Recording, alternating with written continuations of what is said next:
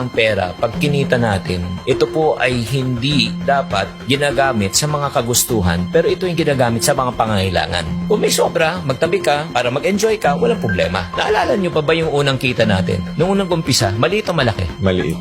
Himala, nung maliit ang sweldo, maliit ang kita na pagkakasya, minsan may sobra pa. Nung lumaki ng kita, nagkulang na, nagkautang pa. Exactly. So, ano problema? Yung kita? Hindi. Tao ang problema. Exactly, yung taong humawak ng pera. Nagrereklamo tayo sa inflation na hindi mo makokontrol. Eh, ang problema, yung lifestyle inflation. Marami sa mga kababayan natin na kahit anong laki ng kinikita at sinesweldo ninyo, hindi pa rin kayo makaipon, hindi pa rin kayo makapag-umpisa ng sarili ninyong negosyo kasi napaka-waldas ninyo sa pera. Ang pera, para tong binhi. Think like a farmer. Yan din tinuro sa akin ng nanay ko. Anak, ang pera, tinatanim yan.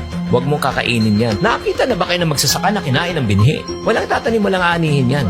Pinakamagandang sigurong illustration na ito. Pangarap ng bawat Pilipino ay magkaroon ng sariling Bahay. pangarap ng bawat singkit ay magkaroon ng sariling Negosyo. para magkaroon ng bahay. Yes. Ano masasabi mo doon, Coach? Pag kumuha naman ako ng bahay, pag hinulugan ko yan, at least yung binabayad ko dyan in the future, sa akin din naman mapupunta eh. Ang tingin mo ba dyan, investment o liability? Yung bahay na tinitirahan mo na gusto mong tirahan hanggang ikaw ay magretiro, hanggang ikaw ay bumalik, eh yan ba ibebenta mo? Eh, hindi, kasi titirahan mo yan eh. Correct. Yan ba ipapaupahan mo? Eh hindi rin. O, so ang tawag dyan, liability dahil hindi kumikita ng pera. Correct. So ang mga marurunong sa pera, ang tinatanong nila parati, paano ko muna patutubuin tong pera na ito? So, ang ginagawa kasi na marami nating kababayan is kumita ng pera abroad, tapos ilo-loan nila sa pag-ibig 10, 15 years to pay. Ano masasabi mo sa ganyang klaseng thinking na matagal na nating kultura dito sa Pilipinas? Wala namang problema na bumili ng bahay. Basta kaya ng budget mo. Hindi naman natin dinidiktahan, o itong gawin mo, ito yung tama at mali. Hindi. Preference ng tao yan eh. Like ako, preference ko talaga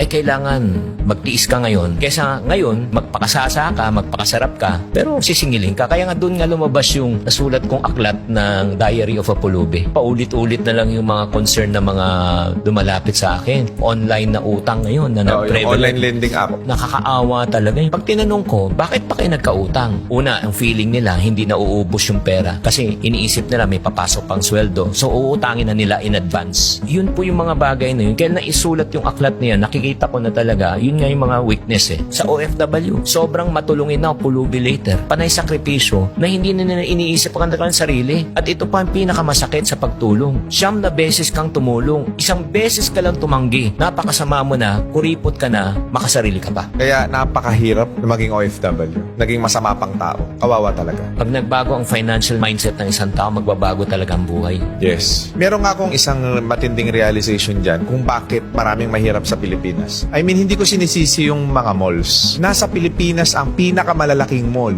and yet isa tayo sa pinakamahirap sa buong mundo. That is a simple representation of how illiterate we are pagdating sa pera. Napakaganda ng sinabi mo, RDR. Ano bang mahilig pag-usapan ng mga taong kapos sa buhay? Pag-uusapan ang buhay ng May buhay. o ibang tao. Yung mga middle class, yun, saan tayo kakain, ano yung latest, saan tayo travel, ano yung mga bagong iPhone, mga ganon. Pero ito yung tanong ko, ano naman ang pinag-uusapan ng mga milyonaryo at bilyonaryo? Kung ano yung pangangailangan nitong mga middle class at mahirap. Kaya nga ang dapat gawin natin, magpalit tayo ng mindset natin. Hamunin natin ang mga mamamayang maralita na mag-isip, magnegosyo. Kahit na kwek-kwek lang. Makatikim lang ng 100, 200 kita at 500 na sabi mo, ay, kaya ko pala. From 500, lalaki na naman yan. Ay, mangangarap yan. 1,000 na, ay, kaya ko pala. So, aangat ang buhay nila. Ito kasi yung premise, coach ng maraming mga Pinoy. Eh hindi naman ako siguradong kikita rin ako sa negosyo. Kasi natatakot tayo, baka mawala ang puhunan natin. Pero meron akong na-attenda na isang seminar ni Senator Manny Villar. Sabi niya, nagtataka ako sa ating mga Pilipino. Bakit tayo natatakot mamuhunan at mag-umpisa ng negosyo? Walang-wala na tayo eh. Nasa ilalim ka na nga eh. Ano pang mawawala sa'yo? Eh wala ka na at the first place. Ang dapat daw matakot na mamuhunan yung mga tao may milyon at bilyon. Nakakatakot mag-drive pag di mo alam. Nakakatakot mag-bike pag di mo alam. So ano solusyon? Pag-aralan mo. Natatakot ka magnegosyo at mag-invest dahil hindi mo Alam. So ano solusyon? Alamin mo. Kung gusto nyong maging magaling sa pera, ayusin yung mindset. Tama. Isa pang aral na tinuro sa akin ng aking ina. Nung minsan nag-uwi ako ng bike, sabi niya, pag yan, nasira, meron kang sirang bike. Soli mo yan. Kung hindi mo kaya, huwag kang manghiram. Siyempre, sama na loob mo. Mahirap na nga tayo, wala na tayong pera, minsan lang akong manghiram, tapos pinagkait mo pa to sa akin. Na hindi ko alam, napakagandang leksyon yan. Kasi sinabi niya sa akin, akin. Pag sinanay kita na manghiram, ngayon nanghiram ka, laruan. Paglaki mo, anong hihiramin mo? Pera. Kasi ang konsepto ng hiram, you want it now.